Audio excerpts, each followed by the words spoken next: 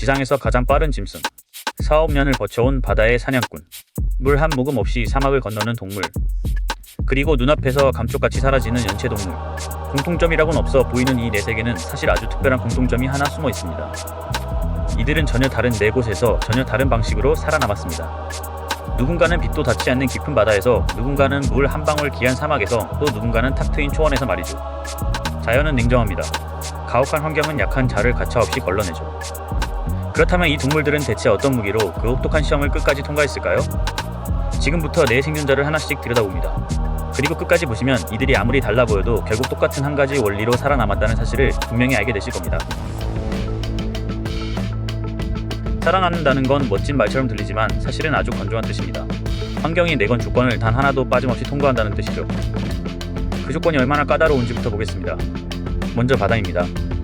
끝없이 넓고 먹이는 띄엄띄엄 붙어져 있습니다. 게다가 나보다 더 큰 포식자가 늘 머리 위 어딘가를 맴돌고 있죠. 잠시도 긴장을 놓을 수 없는 무대입니다. 다음은 사막입니다. 한낮의 모래는 살갗을 낼 만큼 뜨겁고 마실 물도 몸을 숨길 그늘도 거의 없습니다. 생명에게는 거의 빈 땅이나 다름없는 곳이죠. 마지막은 초원입니다. 탁 트여 있어 몸을 숨길 곳이 없고 사냥은 단 한 번의 실패가 곧바로 굶주림으로 이어지는 도박이 됩니다. 실수에 너그럽지 않은 무대인 셈이죠. 그리고 이 무대들에는 공통점이 있습니다. 한순간도 멈추지 않고 쉬지 않고 생존자를 시험한다는 점이죠. 잠깐의 방심도 곧 죽음으로 이어집니다. 4개의 무대, 4가지 압력. 그 위에서 각자가 찾아낸 해법은 놀랄 만큼 제각각입니다. 그럼 첫 번째 주인공부터 만나보죠. 첫 번째 생존자는 상어입니다. 놀랍게도 상어는 공룡보다 1억 년 넘게 먼저 이 바다의 모습을 드러냈습니다. 우리가 아는 거의 모든 생물보다 오래된 셈이죠. 그 뒤로 지구에는 5번의 대멸종이 찾아왔습니다. 공룡을 비롯해 수많은 생물이 사라지는 동안 상어는 매번 살아남았죠. 도대체 어떻게 이게 가능했을까요? 상어의 진짜 강점은 한두 가지 특별한 무기가 아닙니다. 머리부터 꼬리까지 몸 전체가 사냥에 맞춰 설계됐다는 데 있죠. 그 설계를 하나씩 살펴보겠습니다. 먼저 부력입니다. 대부분의 물고기는 불에라는 공기주머니로 물속에 떠 있습니다. 그런데 상어에겐 그 불에가 아예 없습니다. 가만히 있으면 돌처럼 가라앉는 몸인 거죠. 그래서 상어는 거대한 간을 가벼운 기름으로 가득 채웁니다. 물보다 가벼운 이 기름이 무거운 몸을 천천히 띄워주는 부력이 됩니다. 불에 대신 간을 쓰는 셈이죠. 감각은 더 놀랍습니다. 코끝에 있는 로렌치니 기관은 먹이가 움직일 때 새어나오는 아주 미세한 전기 신호까지 잡아냅니다. 한 치 앞도 안 보이는 깜깜한 바닷속에서도 사냥이 가능한 이유죠. 후각도 빼놓을 수 없습니다. 드넓은 바다에 옅게 퍼진 냄새 한 줄기도 상어는 멀리서부터 알아챕니다. 전기와 냄새 두 감각으로 어둠 속 먹이를 정확히 찾아내는 겁니다. 이빨은 또 어떻고요? 앞니가 빠지면 뒤에서 새 이빨이 컨베이어 벨트처럼 밀려 나옵니다. 한 마리가 평생 갈아 끼우는 이빨이 무려 수천 개에 이릅니다. 이 모든 장치는 4억 년에 걸쳐 조금씩 다듬어졌습니다. 그리고 어느 순간 더 손볼 곳이 없을 만큼 완성됐죠. 그래서 상어의 기본 설계는 오랜 세월이 흘러도 거의 변하지 않았습니다. 두 번째 생존자는 상어와는 정반대의 길을 걸었습니다. 바로 문어입니다. 문어에게 몸을 지탱할 단단한 뼈도 위험을 막아줄 껍데기도 없습니다. 말 그대로 방어구 하나 없는 말랑한 몸으로 천적이 우글거리는 바다에서 버텨야 하는 겁니다. 힘으로 맞서는 정면 승부로는 애초에 답이 없죠. 그래서 문어가 택한 첫 번째 무기는 위장입니다. 피부 속 색소 세포를 조절해 눈 깜짝할 사이에 주변과 똑같은 색으로 변합니다. 바위면 바위, 모래면 모래가 되는 거죠. 색만 바꾸는 게 아닙니다. 피부에 작은 둘기를 세워 바위나 산호의 거친 질감까지 그대로 흉내냅니다. 바로 코앞에 두고도 알아보기 어려울 정도입니다. 이건 단순한 색칠이 아닙니다. 주변을 눈으로 읽고 그 정보에 맞춰 몸 전체를 실시간으로 바꿔내는 고도의 기술이죠. 살아있는 위장막이라 불러도 좋습니다. 그래도 들키면 두 번째 무기가 나옵니다. 먹물을 뿜어 상대의 시야를 가리고 그 틈에 몸속물을 한 번에 내뿜는 제트 추진으로 쏜살같이 달아납니다. 게다가 문어는 영리합니다. 8개의 팔에는 저마다 신경이 따로 흐르고 무척 추동물 가운데 가장 높은 수준의 지능을 가졌습니다. 병뚜껑을 돌려 열고 한 번 지난 미로를 기억할 정도죠. 결국 문어는 단단함을 포기한 대신 부드러움과 영리함을 손에 넣었습니다. 자신의 약점을 오히려 가장 강력한 무기로 뒤집은 생존자, 그게 바로 문어입니다. 세 번째 무대는 사막으로 옮겨갑니다. 주인공은 낙타죠. 낙타는 물 한 모금 없이도 며칠을 거뜬히 버팁니다. 사람이라면 단 하루도 위험한 그 땅에서 말입니다. 많은 분이 낙타옥에 물이 들어있다고 생각합니다.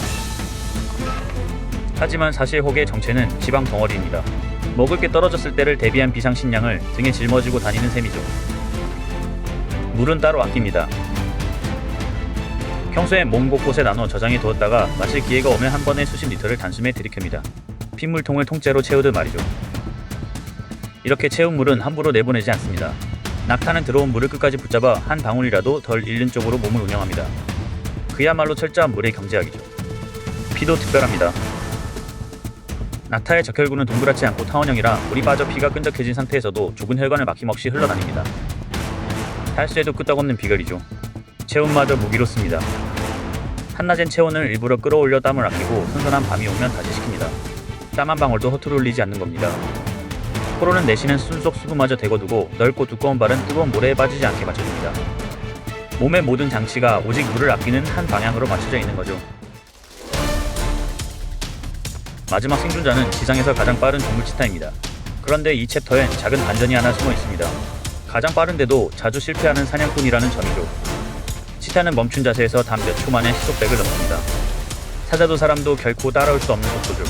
사자가 약 80, 사람이 약 37인 걸 떠올리면 그 차이가 한눈에 들어옵니다. 이 속도는 몸 전체를 속도에 갈아 넣어 얻은 결과입니다. 유연한 척추가 용수철처럼 휘어따펴지며 보폭을 늘리고 큰 신장과 폐가 온몸 구석구석으로 산소를 몰아넣습니다. 발끝까지 속도를 위해 쓰입니다. 다른 고양이과와 달리 발톱이 완전히 감춰지지 않아 달릴 때 육상화 스파이크처럼 땅을 단단히 움켜줍니다. 미끄러짐 없이 온 힘을 앞으로 보내는 거죠. 하지만 바로 여기에 치명적인 약점이 숨어 있습니다. 이 전력 질주는 길어야 몇 초밖에 가지 못합니다. 달리는 순간 몸이 너무 빠르게 가열돼 버리기 때문이죠. 그래서 역설적이게도 가장 빠른 사냥꾼인 치타의 성공률은 절반에도 못 미칠 때가 많습니다. 거리가 멀거나 먹이가 방향을 자꾸 틀면 치타가 먼저 지쳐 멈춰 서고 말죠. 성공해도 끝이 아닙니다. 거친 숨을 고르는 그 잠깐 사이에 사자나 하이에나 같은 더 큰 포식자에게서 잡은 먹이를 빼앗기기도 합니다.